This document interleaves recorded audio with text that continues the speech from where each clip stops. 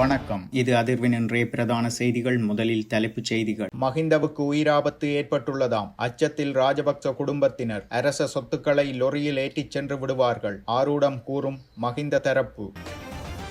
Easter தாக்குதலுடன் பிள்ளையானுக்கு நேரடி தொடர்பு. அரச தரப்பு உறுதி. கிழக்கில் சிஐடி கண் வைத்துள்ள முக்கிய புள்ளிகள். திறந்த வெளியில் கைவிடப்பட்டு சென்ற பெண் குழந்தை. மீண்டும் ஒரு சோக சம்பவம். மனித புதைகுழி அகழ்வுக்கு போதுமான நிதி வழங்கப்படும். எவ்வித சிக்கலும் இல்லை என்கிறார் நீதி அமைச்சர்.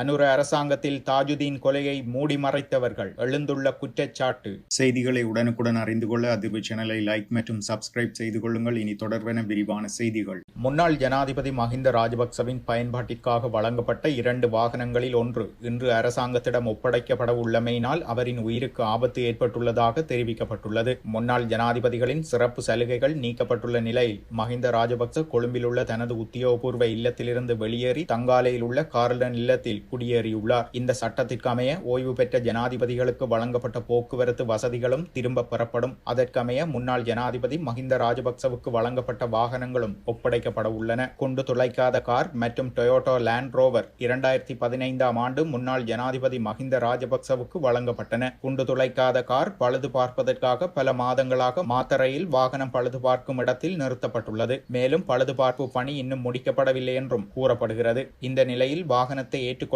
ஜனாதிபதி செயலகத்திற்கு மஹிந்த தரப்பில் அறிவிக்கப்பட்டுள்ளது. லேண்ட் ரோவர் நேற்று தங்காலையிலிருந்து கொழும்புக்கு ஒப்படைக்கப்பட்ட நிலையில் இன்று அரசாங்கத்திடம் ஒப்படைக்க திட்டமிடப்பட்டுள்ளது. அதற்கமைய 2 வாகனங்களும் இல்லாத நிலையில் முன்னாள் ஜனாதிபதி மஹிந்த ராஜபக்சவின் பாதுகாப்பு அதிகாரிகள் பயணிக்க வாகனங்கள் இல்லை என தெரிவிக்கப்படுகிறது. குண்டு துளைக்காத வாகனம் இல்லாததால் முன்னாள் ஜனாதிபதி மஹிந்த ராஜபக்சவின் பாதுகாப்பு குறித்து அச்சநிலை ஏற்பட்டுள்ளதாக அவர்கள் தெரிவித்துள்ளனர். மேலும் முன்னாள் ஜனாதிபதி மஹிந்த ராஜபக்சவின் போக்குவரத்திற்காக 2 ஓட்டுநர்கள் அரசாங்கத்தால் நியமிக்கப்பட்டிருந்தனர். மேலும் இந்த 2 நியமனங்களும் நேற்று முன்தினம் முதல் ரத்து செய்யப்பட்டுள்ளமை குறிப்பிடத்தக்கது. இதேவேளை முன்னாள் ஜனாதிபதி மஹிந்த ராஜபக்சவின் விஜயராம உத்தியோகபூர்வ இல்லத்தின் சொத்துக்கள் மற்றும் உபகரணங்களை மதிப்பீடு செய்யாமல் வீட்டை ஒப்படைக்க முடியாதென மஹிந்த தரப்பு தெரிவித்துள்ளது. விஜயராம உத்தியோகபூர்வ இல்லத்தில் அரசுக்கு சொந்தமான சொத்துக்கள் மற்றும் உபகரணங்கள் உள்ள நிலையில் அவற்றை மதிப்பீடு செய்து அடையாளப்படுத்தப்படாமல் வீட்டை ஒப்படைக்க முடியாதென்று அவர்கள் கூறியுள்ளனர். இதன்படி மதிப்பீட்டு பணிகளை மேற்கொள்ளாமல் வீட்டை ஒப்படைத்தால் மஹிந்த ராஜபக்ச அரச சொத்துக்களை லொரியில் ஏற்றி சென்று விட்டார் என்று குற்றஞ்சாட்டுவார்கள் என அவரது ஊடக பேச்சாளர் மனோஜ் கமகே மேற்கண்ட விடயங்களை சுட்டிக்காட்டியுள்ளார். விஜயராம அரச உத்தியோகபூர்வ இல்லம் தொடர்பில் அமைச்சரவை பேச்சாளர் நலிந்த ஜெயதிச முன்வைத்த குற்றச்சாட்டு குறித்து ஊடகங்களுக்கு கருத்து தெரிவிக்கையில் மேற்கண்டவாறு குறிப்பிட்டுள்ளார். முன்னாள் ஜனாதிபதி மஹிந்த ராஜபக்ச கொழும்பு விஜயராம உத்தியோகபூர்வ இல்லத்தை இதுவரையில் அரசுக்கு ஒப்படைக்கவில்லை என அமைச்சர் நலிந்த ஜெயதிச குறிப்பிட்டிருந்தார். இவ்வாறான பின்னணியில் அரசாங்கம் குறிப்பிடும் பொய்களில் இதுவும் ஒன்றாகவே காணப்படுகிறது. விஜயராம இல்லத்தை ஒப்படைக்குமாறு ஜனாதிபதி செயலகம் 2025/9/24 அன்றுதான் உத்தியோகபூர்வமான கடிதம் அனுப்பி வைத்துள்ளது. நிச்சயிக்கப்பட்ட காலம் ஏதும் அந்த கடிதத்தில் குறிப்பிடப்படவில்லை. இந்த உத்தியோகபூர்வ இல்லத்தில் அரசுக்கு சொந்தமான சொத்துக்களும் ஜனாதிபதி செயலகம் மற்றும் பிரதமர் அலுவலகத்துக்கு சொந்தமான சொத்துக்களும் உள்ளன. இந்த சொத்துக்களை மதிப்பீடு செய்து அடையாளப்படுத்துமாறு குறித்த அரசு அதிகாரிகளுக்கு நாங்கள் ஏற்கனவே அறிவுறுத்தியுள்ளோம். அதிகாரிகள் இங்கு வருகை தந்து குறித்த மதிப்பீட்டு நடவடிக்கைகளை மேற்கொள்வதை தாமதப்படுத்தியதால் தான் இந்த வீடு ஒப்படைக்கவில்லை எனவும், இல்லையென்றால் அமைச்சரவை பேச்சாளர் நலிந்த ஜெயதிச மஹிந்த அரசுக்கு சொந்தமான சொத்துக்களை லொரியில் ஏற்றி சென்று விட்டார் என்றும் குறிப்பிடுவார் எனவும் அவர் மேலும் தெரிவித்துள்ளார். இவ்வாறான பின்னணியில் அரசாங்க தகவல் திணைக்களத்தின் அதிகாரிகள் இந்த வீட்டை நேற்று முன்தினம் காணொலியாக பதிவு செய்துள்ளார்கள் என மஹிந்தவின் ஊடக பேச்சாளர் குறிப்பிட்டுள்ளார்.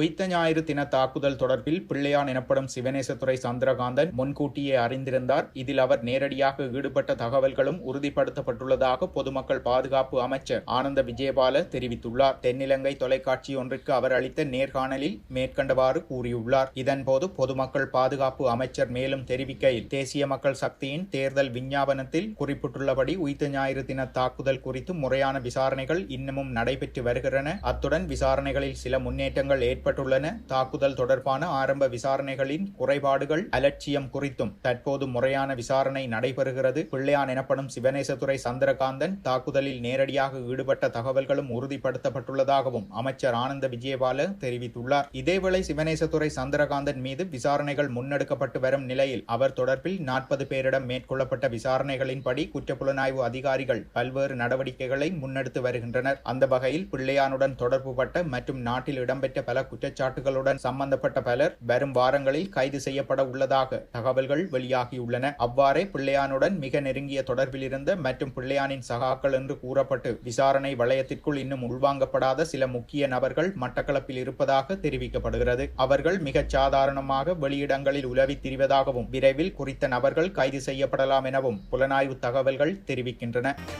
அனுராதபுரத்தில் குடும்ப சுகாதார ஊழியர் ஒருவரின் வீட்டின் முன் குழந்தையொன்று கைவிடப்பட்டு சென்றுள்ளதாக போலீசார் தெரிவித்துள்ளனர். கொன்வேவ பகுதியில் உள்ள குடும்ப சுகாதார ஊழியர் ஒருவரின் வீட்டின் முன் நேற்றைய தினம் 1 மாத குழந்தை கைவிடப்பட்ட நிலையில் மீட்கப்பட்டதாக மகாவ போலீசார் தெரிவித்துள்ளனர். குடும்ப சுகாதார ஊழியர் இந்திராணி அனுலா என்பவரின் வீட்டின் முன் திறந்த வெளியில் கதிரையொன்றில் பெண் குழந்தை கைவிடப்பட்டதாக போலீசார் தெரிவித்துள்ளனர். சம்பவம் குறித்து குடியிருப்பாளர்கள் மகாவ போலீசாருக்கு தகவல் தெரிவித்ததை அடுத்து போலீசார் குழந்தையை நிக்கவரட்டிய மருத்துவமனையில் அனுமதித்துள்ளனர். மேலும் குழந்தையின் தாய் மற்றும் தந்தை இன்னும் அடையாளம் காணப்படவில்லை எனவும் அவர்கள் தெரிவித்துள்ளனர். வடக்கு கிழக்கு பகுதிகளில் மனித புதைகுழிகள் என சந்தேகிக்கப்படும் இடங்களில் அகழ்வு பணிகளை மேற்கொள்வதற்கான போதுமான நிதி தமது அமைச்சிடம் இருக்கிறதென நீதி மற்றும் தேசிய ஒருமைப்பாட்டு அமைச்சர் ஹர்ஷன நாணயக்கார தெரிவித்துள்ளார். மனித புதைகுழிகளுக்கான நிதி ஒதுக்கீடு தொடர்பில் ஊடகங்களுக்கு கருத்து தெரிவிக்கும் போதே அவர் மேற்கொண்டவாறு குறிப்பிட்டுள்ளார். அதன்படி மட்டக்களப்பு குருக்கள் மடம் மனித புதைகுழிக்கான நிதி முழுமையாக ஒதுக்கப்பட்டுள்ளது என்றும் அமைச்சர் ஹர்ஷன நாணயக்கார தெரிவித்துள்ளார். அத்துடன் யாழ்ப்பாணம் செம்மணி சித்துப்பாத்தி மனித புதைகுழியின் அடுத்த கட்ட அகழ்வுகளுக்கான நிதி ஒதுக்கீடு தொடர்பில் அலுவலக மட்ட நடவடிக்கைகள் முன்னெடுக்கப்படுகின்றன என்றும் அவர் தெரிவித்துள்ளார்.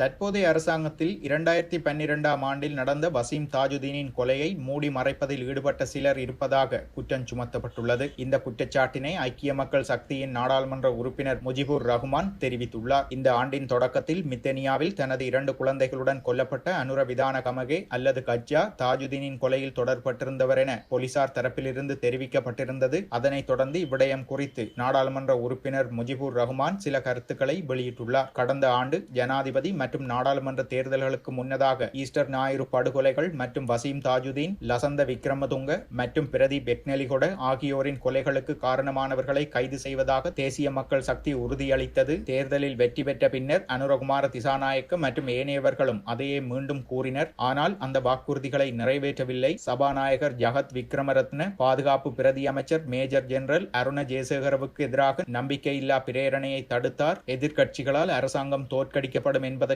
அவர் இதை செய்யவில்லை. முழு நாடாளுமன்ற குழுவும் அம்பலப்படுத்தப்படும் என்ற அச்சத்தினாலேயே அது தடுக்கப்பட்டது. அண்மையில் இந்தோனேசியாவில் கைது செய்யப்பட்டு கொழும்புக்கு கொண்டு வரப்பட்ட பெக்கோ சமன் கஜ்ஜாவை கொலை செய்ய உத்தரவிட்டதாக கூறப்படுகிறது. முன்னைய அரசாங்கங்களின் போது செல்வாக்கு மிக்கவர்களாக இருந்தவர்கள் பொது பாதுகாப்பு அமைச்சு மற்றும் போலீசில் முக்கிய பதவிகளை வகிக்கும் வரை தேசிய மக்கள் கட்சியின் அரசியல் மூலோபாயத்திலிருந்து நீதியை எதிர்பார்க்க முடியாதென அவர் தெரிவித்துள்ளார். இத்துடன் செய்திகள் நிறைவடைகின்றன. மறக்காமல் அதிர்வு சேனலை லைக் மற்றும் சப்ஸ்கிரைப் செய்து கொள்ளுங்கள்.